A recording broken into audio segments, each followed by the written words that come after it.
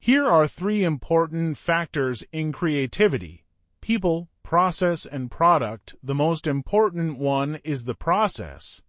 First, you have to create the right person through education with a creative mind. Second, you have to create the right process to have people engaged in innovation process. Third, you need to find the right problem to work on.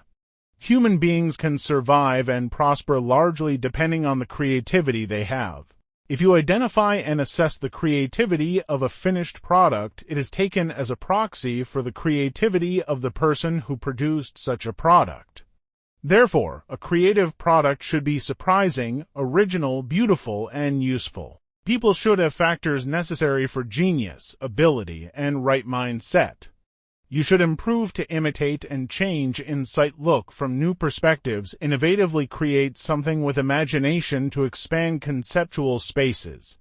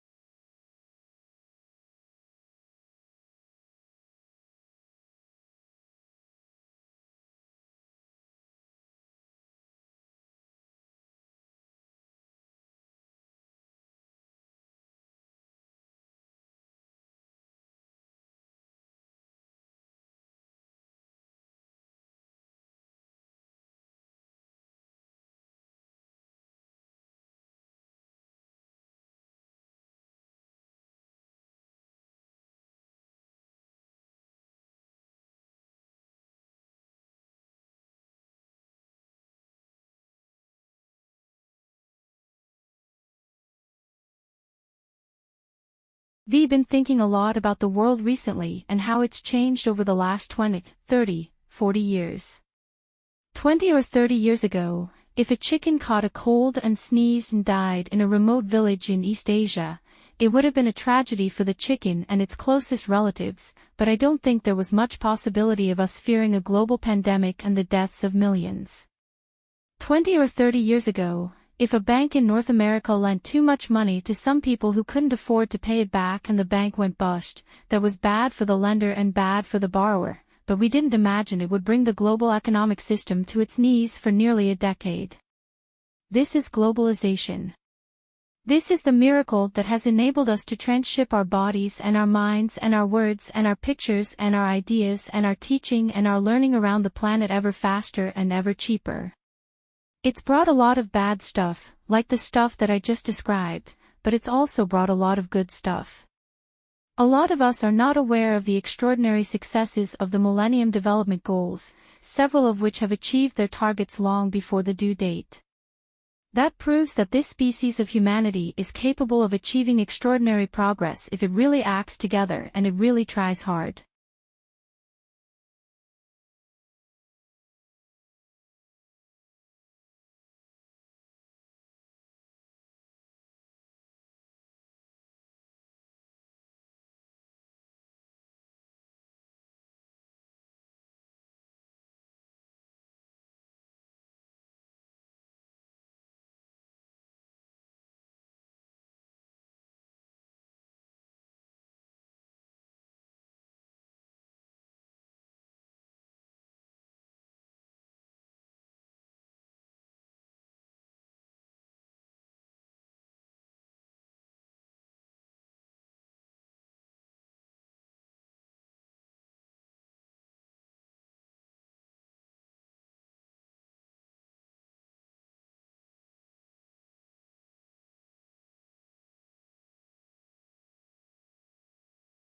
I actually feel like there's some real information in them that can be exploited for the purposes of helping people with rehab. Inan's experience with cracking knees goes back to his days as an undergrad at Stanford, where he threw discus. If I had a really hard workout, then the next day, of course, I'd be sore, but I'd also sometimes feel this catching or popping, or creaking every now and then in my knee. A few years later, he found himself building tiny microphones at a high-end audio company. So when he got to Georgia Tech and heard the Defense Advanced Research Projects Agency, DARPA, wanted better tech for knee injuries, he thought, knee cracking recording, why not strap tiny microphones to people's knees to eavesdrop as their legs bend? What we think it is is the cartilage and bone rubbing against each other, the surfaces inside the knee rubbing against each other. During those movements, he and a team of physiologists and engineers built a prototype with stretchy athletic tape and a few tiny mix and skin sensors. And preliminary tests on athletes suggest the squishy sounds the device picks up are more erratic and more irregular in an injured knee than in a healthy one, which Anand says might allow patients and doctors to track healing after surgery. Details appear in the IEEE transactions on biomedical engineering. The primary application we're targeting at first is to give people a decision aid during rehabilitation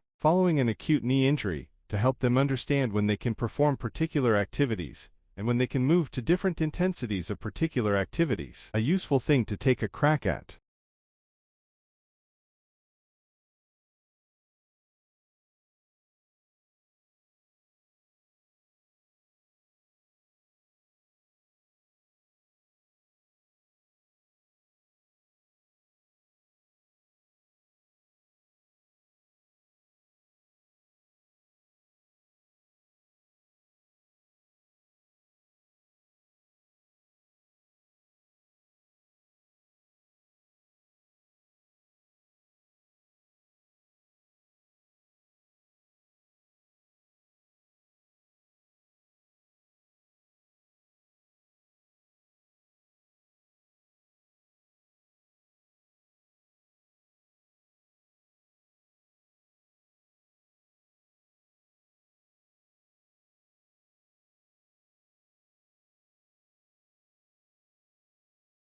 But Aristotle says the reason we need rhetoric is we have to be able to use it.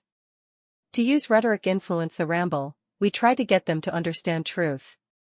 Truth is suggest. Is different than XX. Rhetoric is the dressing, is the body, right? Truth is the spirit, is the soul, is abstract. It doesn't have a body. It's not particular. If you want to get somebody to the truth, you might have to use some kind of tricks. Right? Because most of people are not sound and can see the truth. That's what we think. Most people are rambles. Really, only the educated be erudite are actually capable of seeing the truth. If you want to get the general mass there, you may have to do a little bit. So Aristotle, that is rhetoric.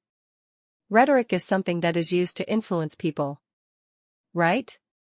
And it's a kind of mentally promised a logic. And maybe they can upgrade it when they have a family in their middle age, they are more than likely to have paid off their mortgage. And that means they have housing security in their old age. That's no longer the typical housing cycle for Australians. Young people generally live at home for much longer than they once did. They generally rent for longer, and they're more likely to be saddled with a mortgage not just into their middle age, but more often than not into their retirement as well.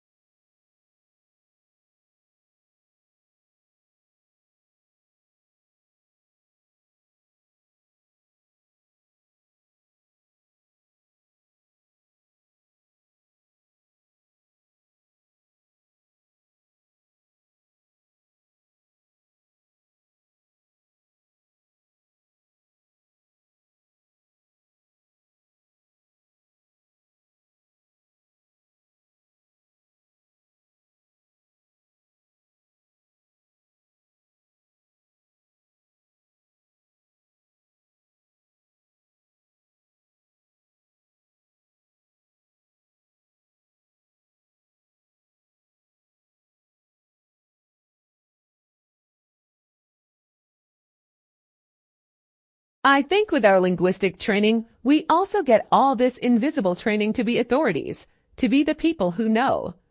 It is part of that process that you come out as a world authority on your chosen subject. But when we move into working with communities, we have to recognize that the communities have to be the authority in their language. Actually, a woman in the class I'm teaching at Sydney at the moment, a career woman, expressed this very nicely. Although she was talking about something else, she was distinguishing expertise from authority.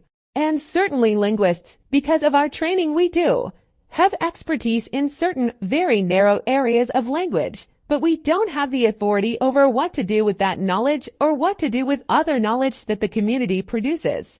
I guess for me the bottom line is languages are lost because of the dominance of one people over another. That's not rocket science. It's not hard to work that out.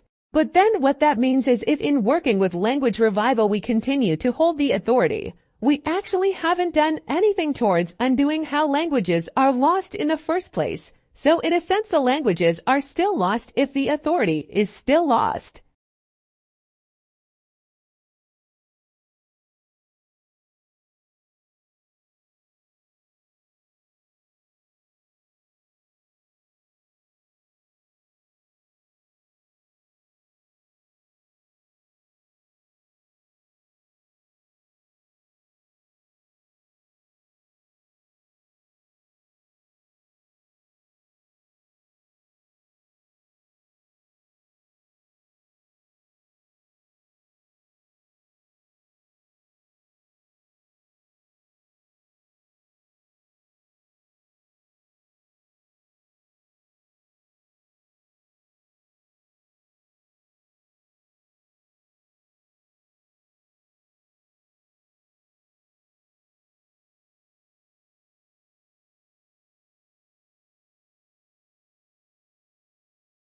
Sometimes it's the little things that can make big things happen. Fleas and the plague, atoms, and nuclear bombs. Diminutive leaders in world history. Soot is one of these little things. Soot, also known as black carbon, is released when you burn dung, coal, diesel fuel, and wood.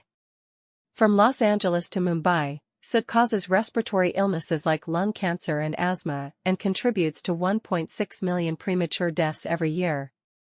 Mostly among the poor. And it gets worse. Atmospheric currents carry soot thousands of miles from where it is produced to the Himalayas and the Arctic. Black carbon, being black, absorbs sunlight, so even a little soot on snow makes it melt faster. And when snow melts, global sea levels rise, threatening our freshwater indigenous communities and polar bears who hunt on the Arctic ice. Climate change has been a big thing for a while, and carbon dioxide has been its main cause. Scientists estimate that soot causes 25% of human-caused global warming. It's the second leading cause of Arctic warming after carbon dioxide. Let's not underestimate the impact of this tiny particle, but there's good news: reducing black carbon may be the fastest way to slow global warming. Buy time for the Arctic. Yes, even more so than changing a light bulb. Since black carbon only stays in the atmosphere for a couple of weeks, reducing it will produce results immediately. Of course, reducing soot alone won't solve global warming, but solving our soot problem now will help buy time for the Arctic and allow us to deal with the bigger problem of carbon dioxide.